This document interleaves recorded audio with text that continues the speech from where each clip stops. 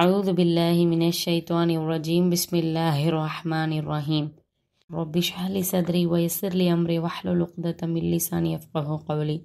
எல்லா புகழும் ஏக இறைவனுக்கே, சாந்தியும் சமாதானமும் நபி ஸல்லல்லாஹு அலைஹி வஸல்லம் அவர்களின் மீதும் இன்னும் அவர்களை பின்தொடர்ந்து வந்த அந்த சத்திய சஹாபாக்களின் மீதும் குறிப்பாக நம் அனைவரின் மீதும் அவனுடைய சாந்தியும் சமாதானத்தையும் ரஹமத்தையும் என்றென்றும் அவன் பொழிவானாக. அஸ்ஸலாமு அலைக்கும் வரஹ்மத்துல்லாஹி வபரகாத்துஹு. சென்ற வாரம் அத்தியாயம் 104 சூரத்துல் ஹுமஸா பார்த்தோம்.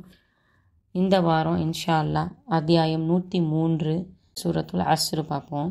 இது மக்காவில் இறக்கி அருளப்பட்டது. அஸ்ர் அப்படின்னாலே த டைம், காலம் அப்படின்னு அர்த்தம். இது மக்காவில் இறக்கி அருளப்பட்டது.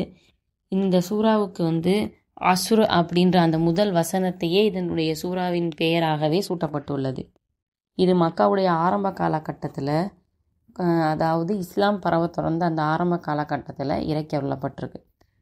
எப்போனா மனிதர்களுக்கு எது ஹலால், எது ஹராம், எது செய்யணும், எது செய்யக்கூடாது, எது நன்மையான செயல், எது தீமைக்கு விளைவிக்கக்கூடிய செயல் அப்படின்னு சொல்லிட்டு மக்கள் தெரியாத சூழ்நிலையில் இந்த அத்தியாயம் இறக்கி அருளப்பட்டிருக்கு அப்படின்னு சொல்லப்படுது.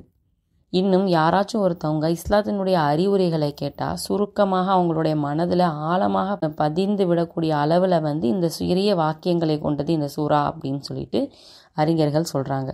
இது சின்ன சூறாவாக இருந்தாலும் 3 வசனங்களை கொண்டதாக இருந்தாலும் இதனுடைய அர்த்தங்கள் மிக ஆழமானது அப்படின்னு சொல்கிறாங்க.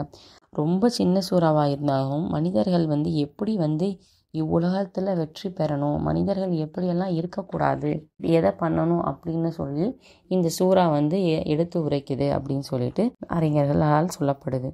அதாவது இஸ்லாம்னா என்ன அப்படின்னு ஒருத்தவங்க கிட்ட நம்ம சொல்லணும், இந்த மாதிரி நடந்துக்கணும் அப்படின்னு நம்ம ஒருத்தவங்க கிட்ட சொன்னோம்னா அது இந்த சூறாவுடைய விளக்கத்தை வச்சு அவங்களுக்கு சொல்லலாம் அப்படின்னு சொல்லப்படுது.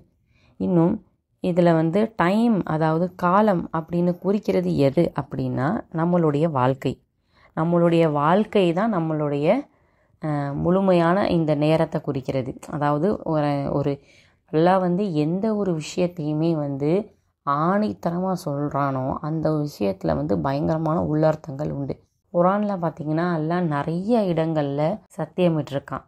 சூரியன் மீது, சந்திரன் மீது, பூமியின் மீது, வானங்களின் மீது, அத்தி மரத்தின் மீது, ஜைத்தூன் மரத்தின் மீது, எல்லா மேலேயுமே சத்தியமிட்டிருக்கான். ஆனால் அந்த சில விஷயங்கள், சத்தியமிடுற அந்த சில விஷயங்கள் சாதாரணப்பட்ட விஷயங்களாக இருக்கவே முடியாது. கண்டிப்பாக அதில் நிறைய அர்த்தங்கள் இருக்குது, நிறைய விளக்கங்களும் இருக்குது. இப்போ இந்த இடத்துல அல்லாஹ் காலத்தின் மீது சத்தியமிடுறான்.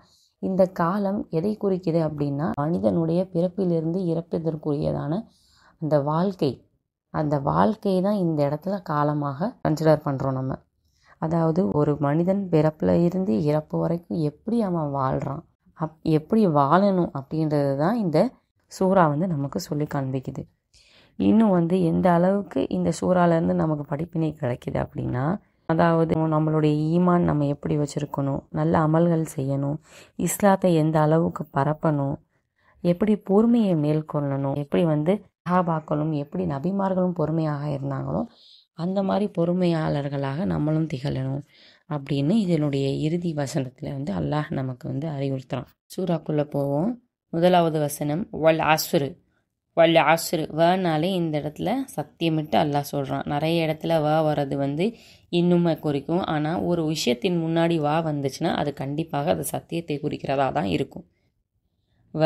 வனா இங்கே சத்தியம். அஸ்ரு அப்படின்னாலே காலத்தின் மீது சத்தியமாக, பை த டைம்.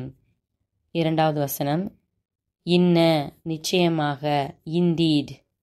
இன்சான்னா மனிதன், மேன்கைண்ட். லஃபீனா இல்லே அப்படின்னு வரும். ஹுஸ்ர் என்னன்னா நஷ்டம், லாஸ். அது சேர்த்து சொல்லும்போது இன்னல் இன்சான லஃபி ஹுஸ்ர், நிச்சயமாக மனிதன் நஷ்டத்தில் இருக்கின்றான். Indeed mankind is in loss. மூன்றாவது வசனம் இல்லா அப்படின்னாலே தவிர, எக்ஸெப்ட். அல்லதி எவர்கள், எத்தகையவர்கள், அவர்கள் அப்படின்றது ரெண்டையுமே குறிக்கும். தோஸ் ஹூ ஆமனு ஈமான் கொண்டார்கள், பிலீவ். வாமிலு இன்னும் செய்தார்கள், என்ன செய்தார்கள், அமல் செய்தார்களோ ஏதோ ஒரு செயலை செய்தார்கள், இரண்டையுமே குறிக்கும். இந்த லூ வந்தது வாவை வந்து பன்மையை குறிக்கக்கூடிய ஒரு ஒரு வார்த்தை லூன்னு சேர்த்து வர்றதுனால. ஸ்வாலிஹாத்தி, ஸ்வாலிஹாத்னாலே என்னென்னா நற்செயல்கள், ரைட்டியஸ் டீட்ஸ். வதவாசவ் அப்படின்னாலே இன்னும் ஒருவருக்கு ஒருவர் உபதேசித்து கொண்டனர், ஜாயின் டுகெதர். பில் ஹக், பீனா இந்த இடத்துல கொண்டு, ஹக் அப்படின்னாலே உண்மையை கொண்டு, டு த ட்ரூத். வதவாசவ் இன்னும் ஒருவருக்கு ஒருவர் உபதேசித்து கொண்டனர், join together in good deeds. பிஸ்வபுரு, பிஸ்வபுருனா என்னது, பீனா கொண்டு, ஸ்வபுருனா பொறுமை, பொறுமையை கொண்டு, வித் பேஷன்ஸ். இல்லல்லதீன ஆமனு வ அமிலு ஸ்வாலிஹாத்தி வதவாசவ் பில் ஹக்கை வதவாசவ் பிஸ்வபுர். நம்பிக்கை கொண்டு நற்செயல்கள் செய்து உண்மையை கொண்டு ஒருவருக்கு ஒருவர் உபதேசித்தும் பொறுமையை கொண்டு ஒருவருக்கு ஒருவர் உபதேசித்தும் கொள்கின்றாரோ அத்தகையவர்களை தவிர மனிதர்கள் நஷ்டத்தில் இருக்கின்றார்கள். அதாவது நல்ல அமல்கள் செஞ்சு ஒருவருக்கு ஒருவர் உபதேசித்து ஒருவருக்கு ஒருவர் நல்லது எது கெட்டது எதுன்னு சொல்லி பொறுமையை கொண்டு யார் உபதேசித்து கொள்கிறாங்களோ அவங்கள தவிர மற்ற எல்லா மனிதர்களும் நஷ்டத்தில் இருக்காங்க அப்படின்னு அல்லாஹ் இங்கே சொல்கிறான். Except for those who believe, do righteous deeds and advised each other to truth and advised each other to patience. இன்ஷா அல்லாஹ் இந்த சூறாவை ஒவ்வொரு வார்த்தையின் அர்த்தம் படி நம்மளுடைய தொழுகையில் நம்ம ஓதக்கூடிய பாக்கியத்தை எல்லாம் வல்ல அல்லாஹ் நம்ம அனைவருக்கும் தந்தருள் புரிவானாக. ஆஹிரு தவானா அனில் ஹம்துலில்லாஹி ரபில் ஆலமீன். அஸ்ஸலாமு அலைக்கும் வரஹ்மத்துல்லாஹி வபரகாத்துஹு.